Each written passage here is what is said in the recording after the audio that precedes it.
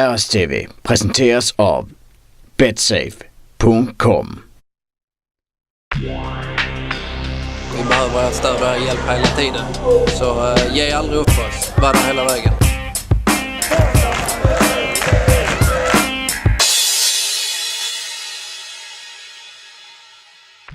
Välkommen till RSTV. Vad vi inte trodde var möjligt för bara en vecka sedan har nu hänt. Efter 2 riktigt bra bortamatcher ligger Malmö Redhawks nu 2 i folkvalet, bara 1 poäng efter Rögle. Fortsätter laget så har vi en rejäl chans att ta oss till kvalserien. Det är nu vi supportrar måste kliva fram och ge allt stöd till våra pojkar på isen. Vi har nu 2 hemmamatcher, fredag mot Oskarshamn och söndag mot Rögle.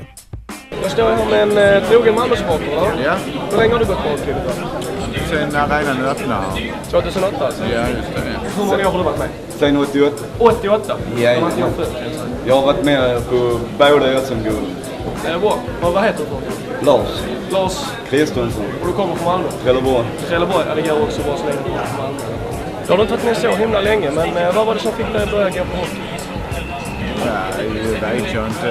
Lite allmänintresse om idrott har man ju. Och sen så är det väl kul att se lite närproducerad hockey. Vi har ju en jättestor, alltså vi är ju som en stor familj. Det är Vi supportrar som står på ståplats. Och jag måste säga att vi har ju en som jag skulle vilja ha tillbaka i styrelsen som sitter i speakerbåset. Tunna? Ja.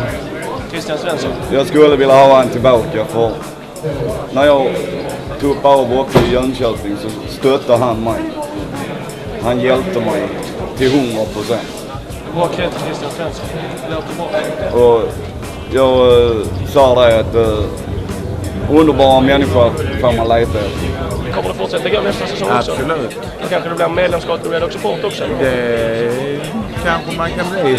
Ja, men du tänker fortsätta gå på hockey så länge du... Ja, för fan. Ja.